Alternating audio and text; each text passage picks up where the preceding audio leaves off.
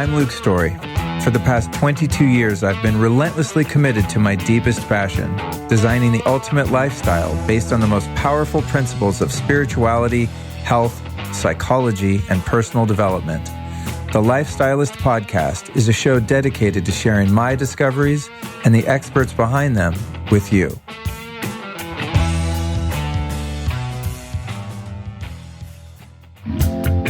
You know, when people use the term, I got a gut feeling, or you've got to listen to your gut, go with your gut, you know, there's really something behind that. Your gut is now known as your second brain. And what makes your second brain intelligent is the symbiotic relationship between the various bacteria in there. What happens to many of us, yours truly included, is that we get an imbalance, a dysbiosis in there where you have too much of the bad guys, not enough of the good guys, etc. So we're constantly working on creating a balance in our gut so that we can have a strong immune system, so that our digestion's on point, and so that we can remain connected to our gut and be in a good mood. Your neurotransmitters are created in your gut, or a lot of them at least. And so if your gut's jacked up, you're going to have a bad life, my friend.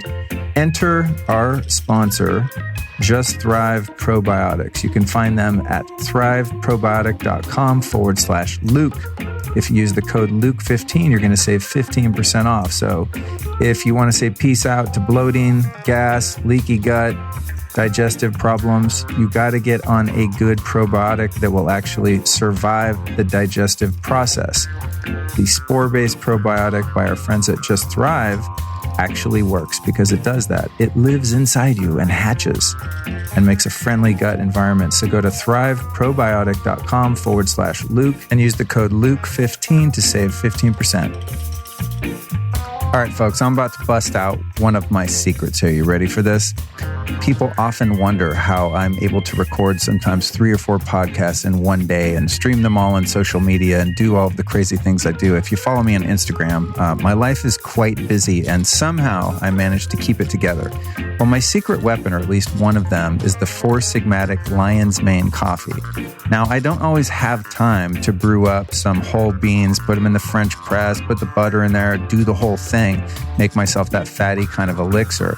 But what I do always have time for is to bust out one of the little Lion's Mane coffee packets from Four Sigmatic, throw that in some hot water, even sometimes when I'm like in a rush and just need to make things happen, some cold water, shake it up, stir it up, blend it up, and I'm good to go. Now, what's cool about the Lion's Mane coffee is that it's an instant coffee, but it doesn't have any of the toxins of like your grandma's like Folgers instant coffee. By the way, don't ever eat that stuff. Super, super toxic. Instant coffees are generally really bad for you, but not this one. What's really cool about the Four Sigmatic instant coffee is that you get like a balanced stimulation. So it's coffee without the jitters. The Lion's Mane sort of calms down the hit of caffeine. So that's why I really like this product.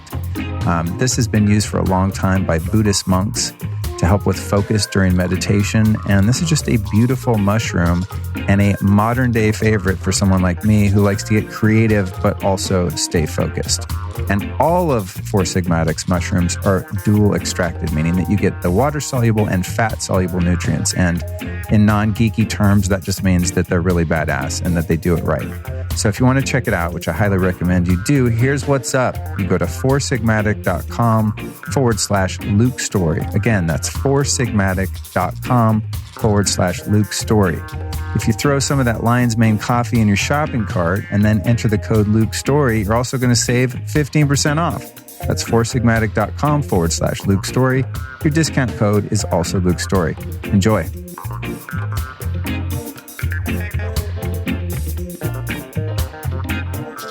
Happy birthday to me. Happy birthday to me. No, seriously, on this day, October 29th, 1970, I was born in Denver, Colorado at 7:30 a.m. Apparently, this means I'm a Scorpio with a Scorpio rising and a moon in Libra for those interested in such things. To me, it just means it's another day to celebrate another trip around the sun, this one being my 49th. Oh, my Lord. Wow, what a long, strange trip it's been. As I creep up on my 50th next year, I got to say my heart is just so full of gratitude for finding my true passion and mission in life, which is to discover truth and to share it with as many people as want to listen. And apparently you want to listen because here you are, here in my ass right now. Today's show is a very special episode recorded live on stage at the Health Optimization Summit in London, where I was fortunate enough to be a speaker, the event podcaster, and MC. When I got booked for this event, I looked at the speaker roster, and there were some great speakers there, Dave Asprey, Shaman Durek, all kinds of amazing people. And it occurred to me that for the most part, the speakers were really geeking out on physical health. Not all of them, but most of them, because when you think about a health summit, it's like fitness and health, biohacking, etc., which is, of course, super important. So I had to think about what my unique gift could be for this audience, and I was immediately brought back to my first spiritual experience and all of the powerful tools that I've discovered over the years as my awakening has continued to unfold. So this talk is a neatly packaged summary of everything I've learned in the past 23 years of personal development and spirituality.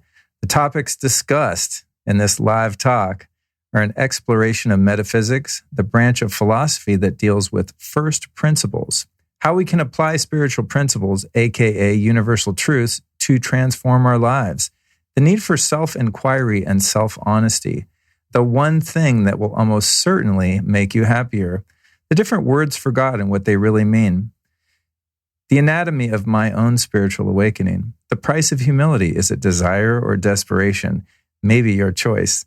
Making your life a prayer through conscious awareness, how to make meditation your medication, learning versus unlearning, and finally, a summary of tools for becoming free. Really excited to share this talk with you, and I'd love for you to come join me again Sunday for a bonus show as I'm interviewed on the Find Your Happy podcast with Lori Harder, and then Tuesday we'll be back with a full-blown epic interview with third-time guest John Gray, who is the best-selling relationship author of all time worldwide. It's crazy. He knows a thing or two about relationships. But in this interview, it's called Higher Powered, the autobiography of a sex and love yogi. I spent about 2.5 hours getting John's whole life story, and it is a fascinating, mind-blowing story. So I'm really excited to share that with you. And then finally, before we jump into this episode, I'd love for you to join me at Attune, which is November 8th, 9th, and 10th outside of Atlanta, Georgia. I'll be the official podcaster of the event. I'll be running around recording all kinds of crazy content. You'll see me with my audio, video gear. Come say hi. Can't wait to meet you. There's some great speakers at the event. Gabby Bernstein, Shaman Durek, Sahara Rose, Light Watkins, Joe Dispenza. What? Yeah, it's going to be epic. So you can get your ticket at lukestory.com/events. If you use the code Luke5, you can save 5% off. Pretty cool stuff. I'll also be appearing the following weekend at one of my favorite events in the world, Mercado Sagrado, October 16th and 17th. You can also find that at lukestory.com/events. So sit back, enjoy the show, and from the bottom of my heart, I thank you for spending this birthday with me.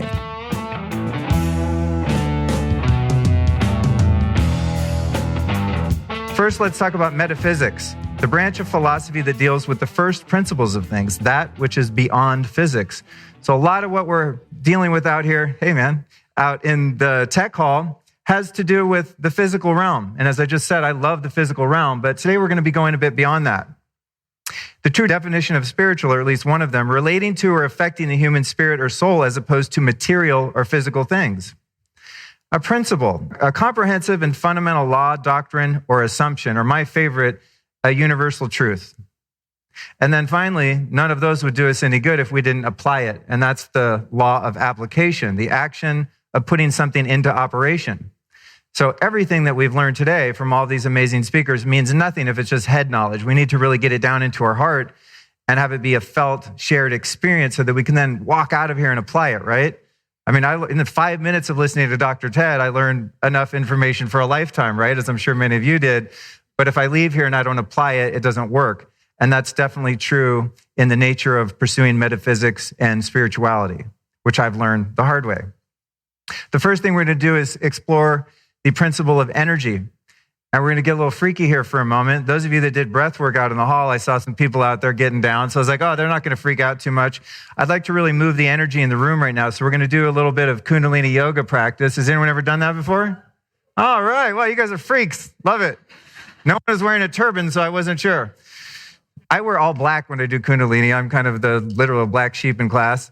So what we're going to do is something called breath of fire. I want you to make fists. I want you to extend your thumbs.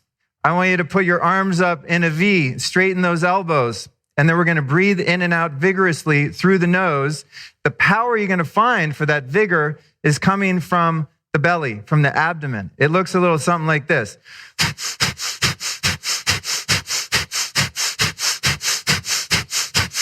And keep your body still and keep your arms straight. Keep pumping. Now what you're going to do is you're going to close your eyes.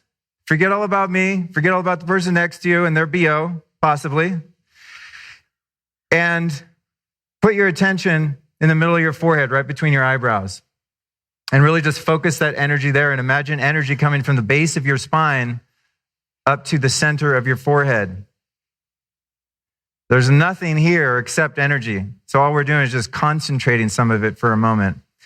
I'm going to count down from 5. Keep going. And when I count down from 5, you're going to straighten your arms and put them over your head, connecting the tips of your thumbs and extending your fingers in 5, 4, 3, 2, 1. And give us a big inhale all the way to the depth of your lung capacity. Hold, tense your body as if you're a statue made of stone. Keep your hands up and powerfully exhale. Hands up for another deep inhale. Hold that, tense your entire body. And another powerful exhale and release. And now just shake your arms out for a moment. If you do these types of things that we just did for about 90 minutes every morning, your life will change. Let me just put it that way. On to the next principle of gratitude and blessing. What I'd like you to do now that we've stirred up the energy, does anyone feel energized? You guys awake? You with me? All right, excellent. So now we're just going to get back into our body in a deeper way and into our heart space. So I'd like you to put your left hand on your heart, and I'd like you to put your right hand over it. And I'll invite you to close your eyes for a moment. And in this moment, I'd like you to reflect on someone that you deeply love, or a moment in your life in which you felt completely safe and taken care of. And I want you to show appreciation for that moment in time that's now passed, or even for this moment, or for that person that you shared that moment with.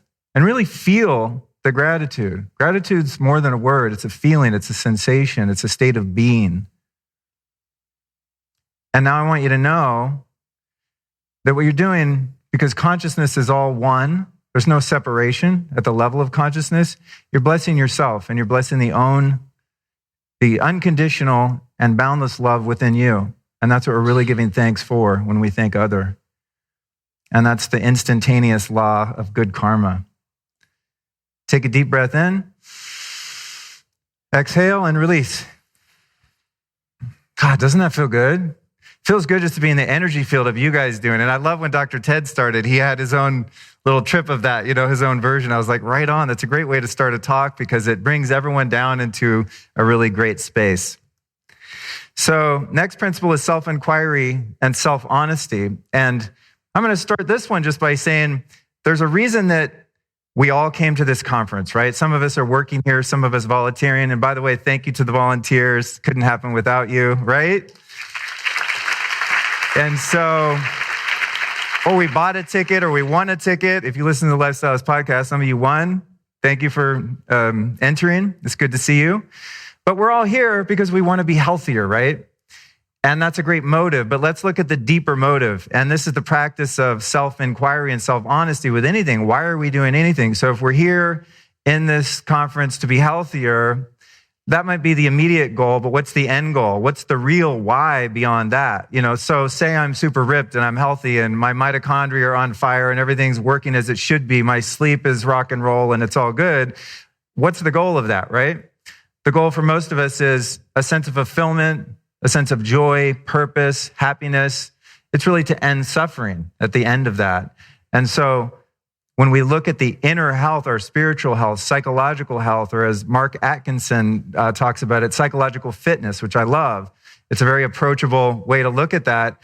That's what we're really going for, and that's why we're here. And so all of the red lights and all of the bells and whistles and herbs and supplements are awesome, but if you really look at what your inner goal is, I think you might find that it's ultimately to find fulfillment and a deeper purpose and meaning in your life.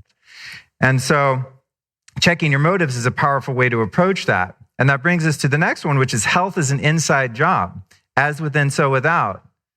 It's been my experience and my view that spiritual health comes first, then the mind and body will follow. Meaning, once we begin to care about ourselves and have some capacity for self-love and self-care, that spills out to others. And then we want to have the energy in life to go about our mission. We want to be able to serve. We want to be able to help others. We want to find, the real juice in life, which is being connected. And it's very difficult to do that if you don't have the physical energy. But myself, primarily, was not interested in living a physically healthy life until I had some grounding or at least some hope that there was a spiritual connection to be had. And once I began to find a spiritual connection, I started to care about myself more. And maybe I could, pass on some of those foods that weren't so good for me, or start to really care about sleep. So it's as within, so without. And the evidence is in. Again, for those of you science geeks in here, why do we want to care about consciousness? Why is our mental and emotional state and spiritual state important? Well, I did just a quick web search because I thought of this slide and I said, well, I better back it up. If it's, I think the evidence is probably in. You can do a quick web search. Don't use Google though, because they're highly evil. Now they're going to be listening to me on my phone and cut off my podcast or something. But the evidence is truly in. There's tons of studies studying people of faith in all times and places from all over the world. And people that believe in something, that have a higher purpose and a sense of a higher power, are just happier and healthier. It's a very basic equation.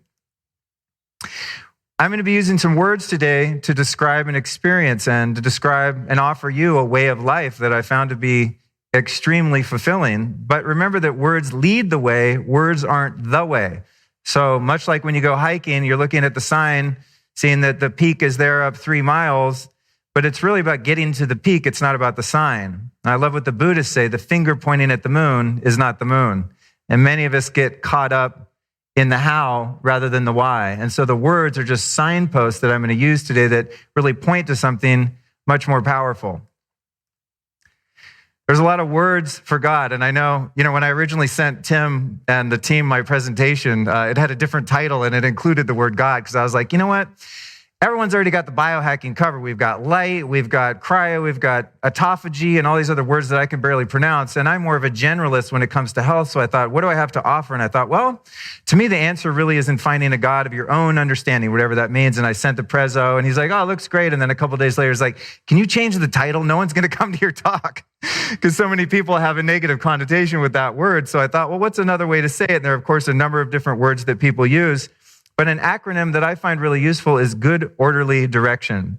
And we're talking about basic fundamental spiritual laws and principles. I think that's what they really bring to our life. They bring order and they bring a direction. They bring integrity to the whole person. And so if you're one of the people in the room that gets terribly triggered by the word God, let's throw it out. We can throw out the word spirituality. We can throw out all the words, and we can just talk about the source of energy and the source of creation that exists within the known universe. And I think even the most committed skeptic could admit that perhaps there is a God. No, because your slide works. That we all believe in something, even if it's nothing. So the principle of belief, that we all have a set of guidelines that we go by. We all have a framework of life. We have to have that in order to survive, right? If we want to thrive, I think it's important that we identify what we do in fact believe. What is my paradigm of understanding in terms of who created me, who created you, who created all of the earth as we know it, and what are we doing here? And that brings me into the anatomy of my awakening, which was one of, shall we say, forced humility. And I did a little math here and also included some really interesting photos just for levity. But you can see in most of these photos, I'm kind of smiling, but these were not happy times for the most part. My childhood included a lot of neglect, abuse, abandonment, which we could just summarize as lots of trauma, which many of us have experienced. And that led to my solution, which was a great solution for a number of years. And that was the depths of addiction, about the worst that you could imagine. If you've watched reality shows about it, I was one of those kids. That led eventually to the detriments of my coping mechanism outweighing the benefits. And so I was really left in a corner. And that ended up in suicidal despair. And I had a surrender moment, or a surrender experience, because I gave a foxhole prayer. That's when a soldier is cornered, the enemy's around him, they're firing him, he's in the foxhole, he's an atheist like I was, and has no other choice but to say, God, would you help me? And that's the moment that I had on February 15th, 1997. And it's a moment that changed my life forever, because I didn't believe in God. I had no spirituality. I mean, I grew up listening to Black Sabbath, you know what I'm saying? Like, I was not running around with mala beads and robes. I was like really into the dark side of things. And so in that moment, I was set free forever. And it's been 22 years since that moment happened that I've been unpacking and really discovering what exactly that was. It was so miraculous to me that I didn't change anything in my life except the degree of humility that I was able to access because of the amount of pain that I was in. Which brings us to the price of humility. And humility is really, to me, the touchstone of all growth and understanding. And anyone that's in this room that is seeking to learn more about their health and their well-being and their life has some measure of humility. It means teachability to me. It's like acknowledging your weaknesses and your strengths and being conscious of them and accepting yourself for who you are. So acknowledging the things that you've been able to overcome and also keeping an awareness on the things that are yet to overcome. And that happens in one of two ways in my experience. Mine was, of course, out of desperation, because I had to become teachable. My ego had to be eroded to the point where I could have enough humility to work toward belief. Some people are lucky enough to arrive at teachability and humility just out of some strange curiosity that I've never quite understood. But I've met people like that on very rare occasion that start to become interested in consciousness and really developing themselves. And I ask them why. Was there some disease, some calamity in your life that led you to look for a deeper meaning? And every once in a while, someone says, no, I just like to be spiritual. And I find those people very strange. And if you're one in the room, like, wow, you must have had a rough time in your last lifetime in order to get here and want to find humility and peace in this one. We'll be right back at you after this brief but important announcement. You know what sucks? What sucks is when you're so cutting edge that you learn about really powerful health hacks before the rest of the world. And one thing that I learned a few years ago was how detrimental artificial blue light is to your life when you're exposed to it after dark. And so when I first found this out, I was pissed at the world and wanted everyone to install red and amber light bulbs everywhere. And I quickly learned that this was not going to happen anytime soon, so I started wearing blue blocking glasses, and at the time they were really, really lame and ugly. So I'm very stoked to present to you my friends over at Raw Optics, who make some really cool and really effective blue blocking glasses. If you're exposing your eyes after dark to unnatural light, it confuses the hell out of your brain. Your brain does not know what to do with that because we've not evolved to see the color of the sun after the sun goes down. Very basic stuff, but there's some deep science and research behind it. The most important thing about it is that when your eyes see white or blue light at night, it shuts down melatonin production and makes you actually produce cortisol and adrenaline that keep you up. You ever notice when you're laying in bed, like geeking out on your phone and then you can't sleep? That's why, dog. So let's stop it. All you have to do is go to rawoptics.com and get yourself some Superfly blue blocking glasses. That's rawoptics.com, spelled R-A. rawoptics.com. And if you enter the code Lifestylist over there, you're going to save a cool 10% off.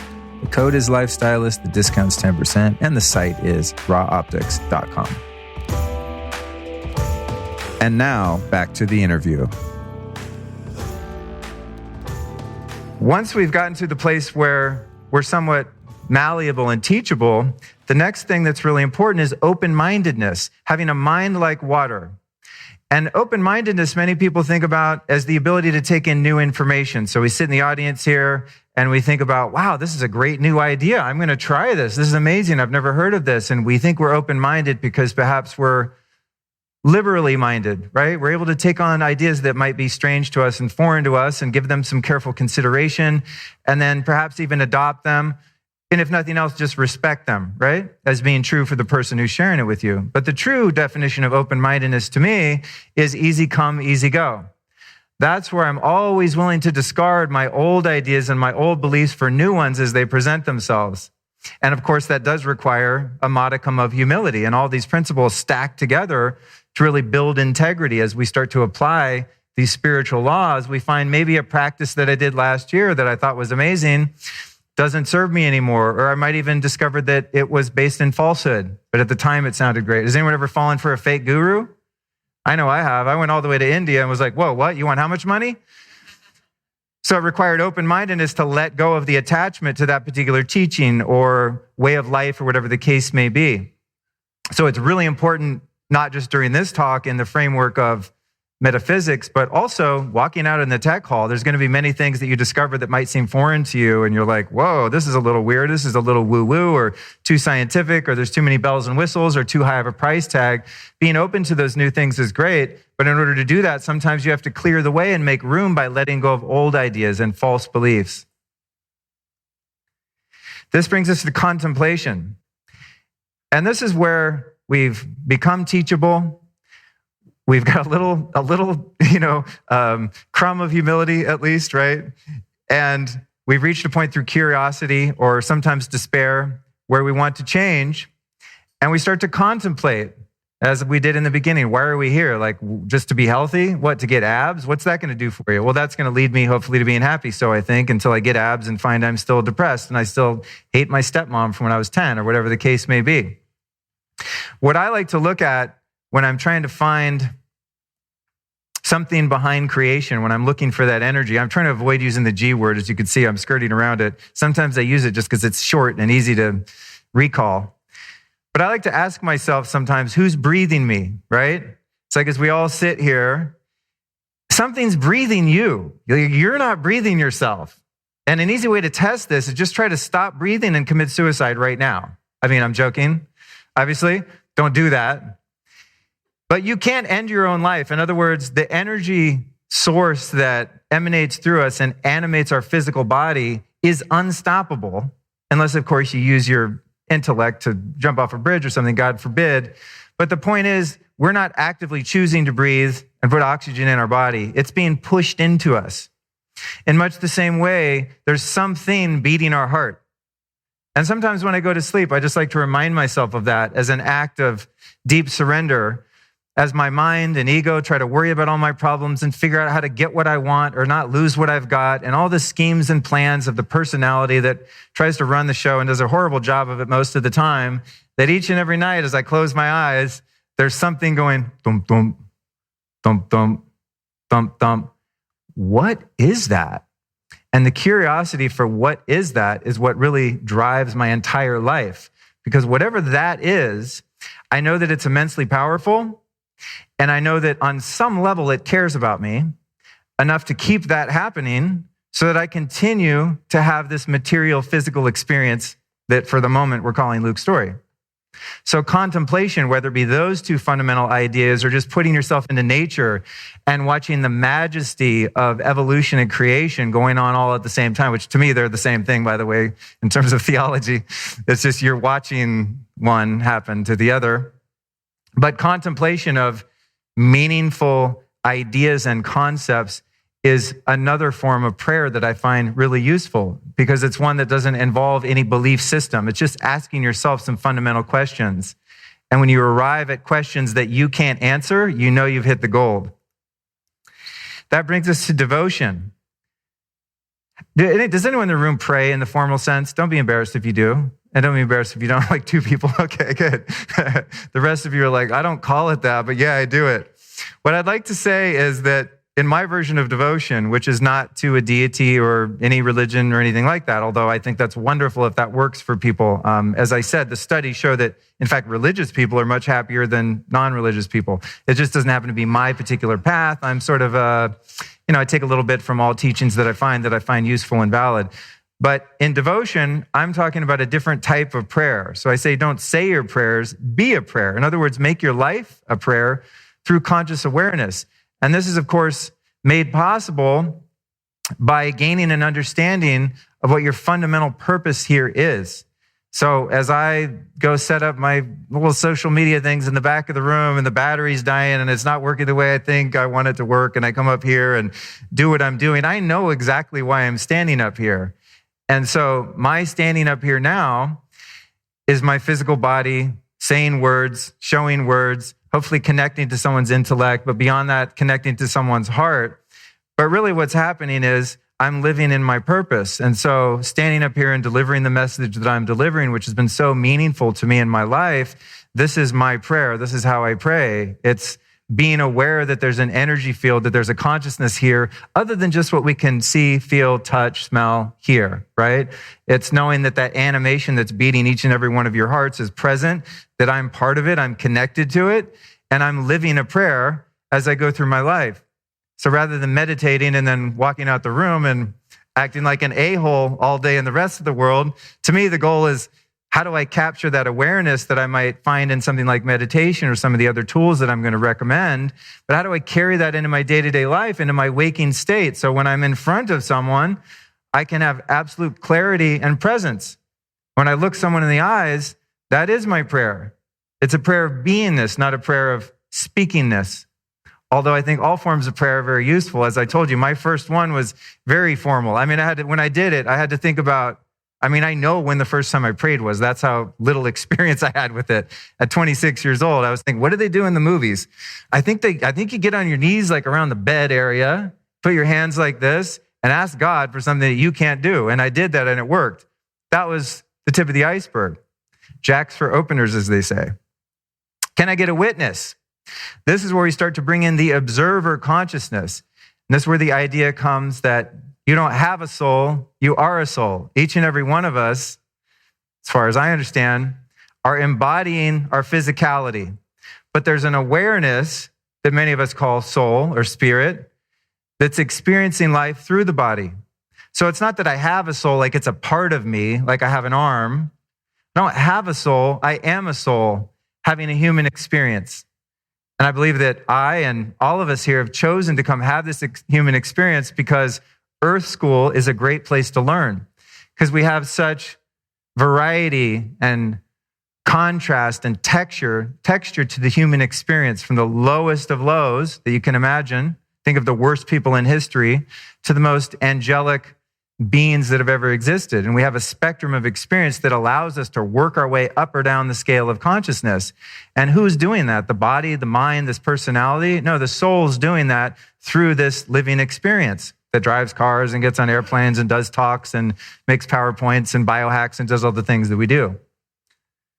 So approaching life from who you really are, you want to talk about authentic self, it doesn't get any more authentic than not having a gender, not having an age, not having a race, not even thinking of yourself as a body or as a mind or thoughts or feelings, but building an awareness through various practices where you live at least some of your life and hopefully progressively more and more from that position. And that's what I call living in the deep water, where there's an awareness that all of the drama on top of the water is just drama and that it's going to pass. And this is great for getting parking tickets and just going, oh, whatever, it's okay. It sometimes works for taxes, divorces, surgeries, all kinds of things. But first I must understand that life is not happening to me, it's happening for me. And the only way to do that is to understand that I'm something much more than just a human being, that I have a soul that embodies the physicality that's having this experience. Mind the gap. That's for you natives in the room. Make meditation your medication. So if we want to get to this place of a witness state, a living prayer state, a living meditation prayer, a living meditation state, well, then it's really important that we learn the sound of silence. And there are many different forms of meditation. I've tried just about every one I've ever heard of. They're all good. They all work.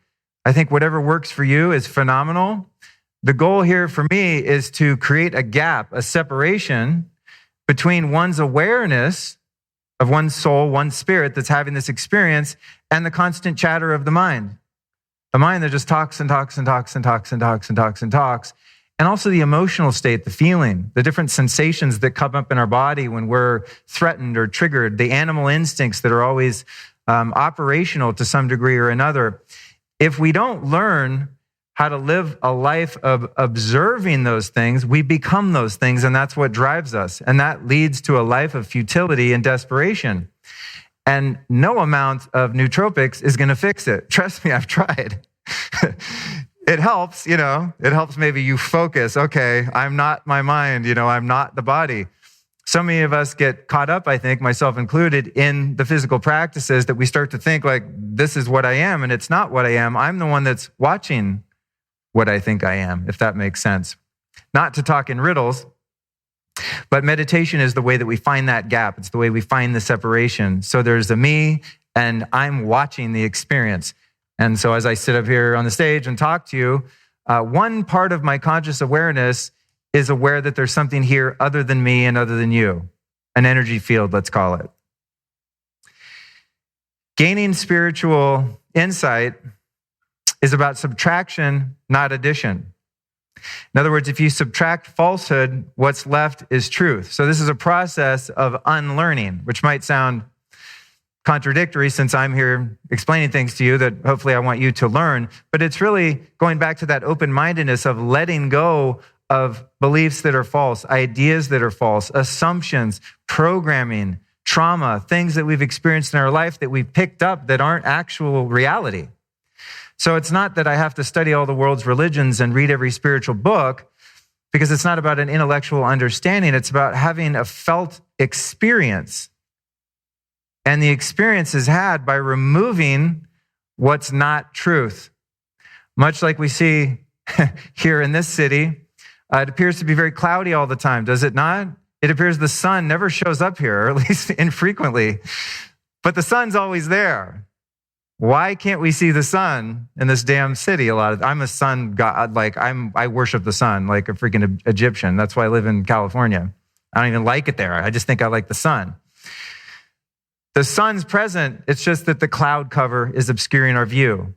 And that's the same thing that happens with our ability to access kindness and love and compassion and patience and all those qualities that inherently all of us want to have. So it's not a matter of adding more in a very yang sense of, I'm going to go out and get spiritual. I'm going to get this metaphysic things. I'm going to wrestle it to the ground. It's in a letting go and a surrender of what I think I know. And going back to the open mind, the mind like water, easy come, easy go. And through that process, we're able to unlearn some of the falsehoods that we've picked up and reveal the nature of our true being, which is universal truth and love. Your ego is your amigo. It's trying to keep you alive. I had a great talk with Mark Atkinson today for a future podcast, and he has a really outstanding framework for ego. And like myself, pointed out that so many of our traditions and religions vilify the ego as something bad, our lower base nature, our instincts to procreate and have shelter and have prestige and a position in the tribe and all these sorts of things that the ego sets about to do. It wants us to have food and shelter and be safe and know who's a threat and who's not a threat. And nature designed us that way. And so there's really no way to get rid of one's ego without leaving your body. So if you guys want to stay in your body, it's a matter of, for a while at least, Dave wants to stay till 180. Is that the number right now, I think? We have to learn to make peace with the ego and accept that it's part of our framework, it's part of our makeup, and it's a God-given part of the human system, right? Without an ego, I probably would have worn a dirty-ass shirt to my talk today. I mean, it probably is anyway, for all I know, chugging down superfoods out there. But the point is, we need an ego in order to operate in the world because it's part of a functional personality. So it's not a matter of getting rid of it or vilifying it. It's a matter of accepting it and making friends with it and bringing it into balance and maturing out of the infantile ego where everything's about blame, victimhood, anger, resentment, hostility, having a closed heart, always in protection mode, fight or flight mode, adrenaline, cortisol mode. That's the little kid ego, the untrained ego that's really in charge, that's making all of the decisions, right? And we see this very often in adults. Sometimes adults in very powerful positions still possess these traits. Denying the ego is a futile, endless battle. I've tried it. When I first started on the journey, I thought, okay, so ego's bad. And thinking's bad. So I'm going to stop thinking. Oh, shit, there it goes. It's very difficult. Actually, it's impossible, more than difficult. And getting rid of the ego is equally impossible until you become perhaps an enlightened master and you levitate out of your body and just disintegrate into dust or something, as apparently a few sages over time memorial have. So integrating the ego, realizing that it's there for your protection, making friends with it. And this is a practice that I have all the time. It's like I'll be driving down the road in LA and find myself getting pissed off at someone next to me, which is really easy to do if you live in Los Angeles. And I'll have the sensation, because of that observer, witness, awareness that I've been building, that there's something in me that really wants to hurt that person really bad. And my mind goes from 0 to I'm going to effing kill you in about 3 seconds. Thankfully, through a little awareness practice, I'm able to see, oh, okay, I see what happened. My mind told me that person cut me off because they hate me, or they think they have a nicer car than me, or whatever the weird-ass reason that my mind comes up with. And now I'm coming up with ways to go punish them. I mean, I'm psycho, left to my own devices. I know none of you would ever think like that, of course. But because of the awareness, it's like, okay, I see. So I had a little instinct. I got threatened. And then the ego's like, well, protect, protect, protect. And then it alerts the mind to go, okay, here's what you're going to do to protect yourself. Get out of the car. Go up to their window. Let's get this done. The sane higher self that's been building this observation, rather than fighting that, I'm such a bad person. I can't believe I just had that thought. I'm supposed to be spiritual. No. It's not being spiritualist. Being spiritual is going, wow, well, good news, I'm still a human in an animal body. And so I'm able to observe that without living as a victim to it all the time. Breaking the ties that bind you. So some of the things that will really stand in our way: intellectual pride, spiritual pride, addictions of all types, even addiction to thinking. You might not think you're an addict, but I can guarantee many of us in the room are addicted to thinking. The judgmental mind of duality, compulsive negative thoughts and feelings. Tools for becoming free. I'm going to whiz through these. As I said, I'll send you the slides if you want, and I'll give you some resources here. Plant medicines, and then even clinical psychedelics now that are becoming more widely used and accepted is a really exciting way to get a different perspective. Kundalini yoga, as I mentioned, you guys are experts now at this point. You learn breath of fire. That's the primary move. Different forms of prayer, float tanks, neurofeedback. All of these things are great tools for separating from that experience. And then keeping holy company. Reading and visiting mystics, saints, sages, people that have wisdom, that have experience, taking wisdom from elders, and then joining spiritual groups, Course in Miracles groups, 12-step groups, group therapy, therapeutic retreats, meditation retreats, personal development workshops, being around other people that have the same goal. You know, the power in numbers, the collective power and consciousness of a group of people that are all struggling with some of the same things and that are finding solutions, and unconditionally, without any expectations other than being of service, to help one another through that. And there's so many amazing possibilities to explore in this area now more than ever. I mean, there's like rehabs for people that just are having codependency. You don't even have to be, a junkie anymore to go to rehab. There's rehabs just for people that have personality problems. So I'd really encourage people to explore that. And where this arrives us at is surrender, firing yourself as your life manager, meeting your new boss, universal truth and principles. So it's not that any of us have to go find God per se or become religious.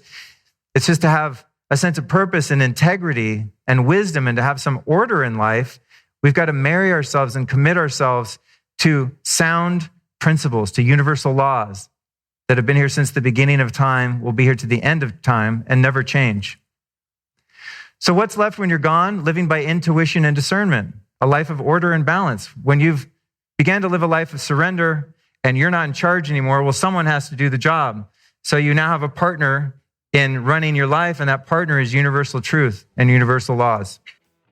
How to keep the faith that you find is by living a life of service and contribution. And as I end my talk today, I want to thank you guys in the room, standing and seating, for allowing me to do my small part in service and contribution, and sharing ways that I found to alleviate suffering and take the human experience further. So thank you so much for having me.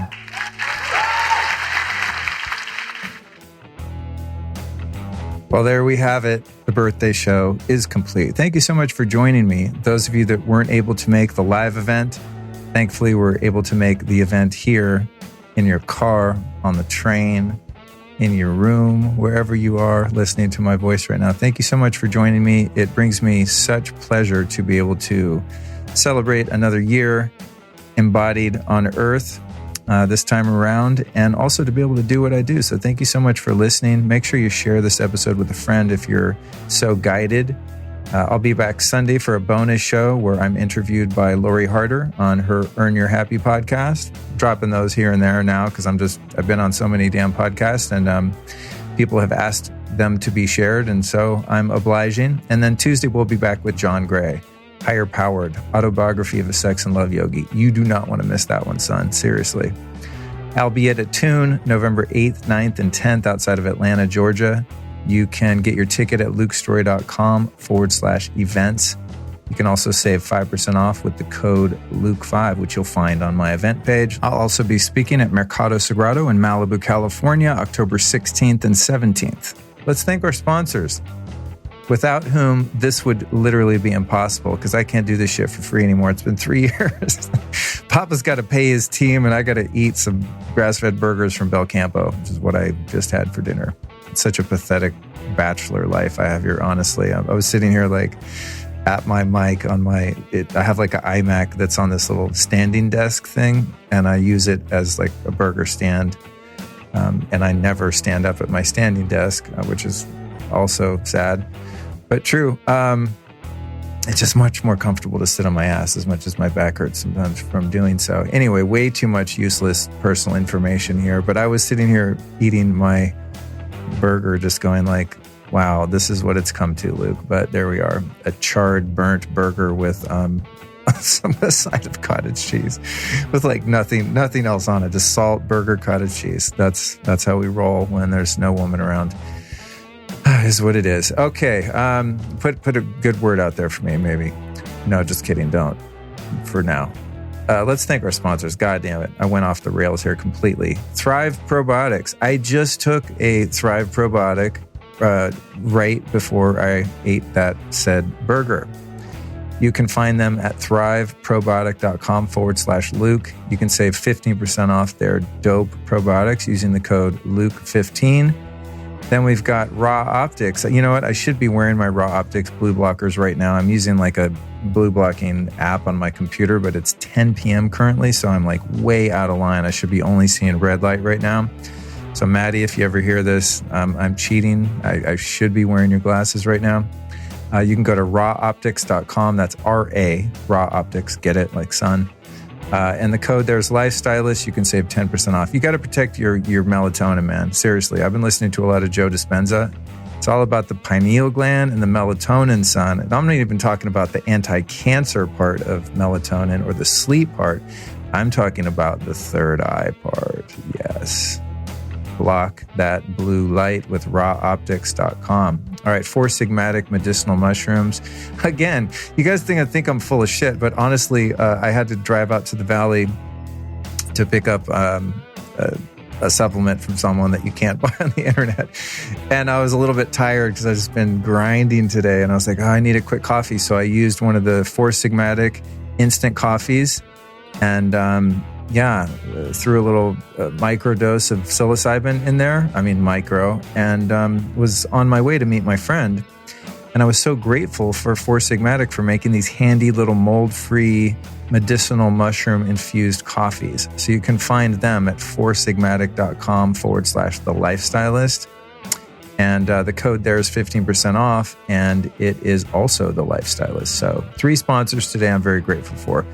Just Thrive Probiotic, 4 Sigmatic, and Raw Optics. And you can always find all this stuff, you guys, at lukestory.com/store. So all of my sponsors, all the stuff that you see me posting on social media, I'm a health freak, dude. I'm just into this stuff. I just finally had to accept it. Some people give me shit for how obsessed I am with it. And it's just, I don't know, it's just where I am in life right now. And so everything that I use, everything that I believe in, I put at lukestory.com/store to make it easy for you to find these great brands. And I'm very proud of my curation there because I'm very particular about what I put on the store. A lot of people approach me, hey, put our products on there, and I just won't do it unless I think it's the best, or at least not one of the best in class. And while you're listening, if you're still with me at the very end of this episode, you're either insane or you're bored or you're a super fan. So I'm going to speak to the super fans. Actually, I'll speak to all three categories. I saw an iTunes review of the podcast the other day, and they were like, oh, I don't really like Luke's show anymore. He's like always trying to sell us all this stuff. And it's like, this is the new best thing. What happened to the thing, that was the best thing a while ago? Listen, I get it. And it sucks that you have to like sell shit to have a podcast, but it's expensive. And this is kind of my job. So sorry about that. Not sorry. But the reason that sometimes I might say like, oh, this is the best CBD or this is the best this is because at that present moment, it's the best that I found or it's my favorite. And I'm very open-minded and I'm always willing to reconsider. So there's been things that I've sold on my site and even talked about like DHA algae oil. I was like super into that. There was all this research. I was totally behind it. And then some research came out later that it's whack and really bad for you. So I stopped talking about it. I stopped taking it. I took it off my site. So I'm always kind of revising things when I find out new information. And that's really what science is all about. Search and research, always with an open mind, so we keep looking. So right now, the Thrive probiotic is the best one I found. The 4 Sigmatic is the best, instant little packets of medicinal mushrooms and coffee I found. Raw Optics there's a couple great, blue blocking glasses. It just depends on what style you like. But in terms of blocking the right spectrum of light and making you not look like a douche, Raw Optics are awesome. Speaking of like back in the day when I started wearing blue blockers, they were like welding goggles. It was horrific, very difficult to procreate.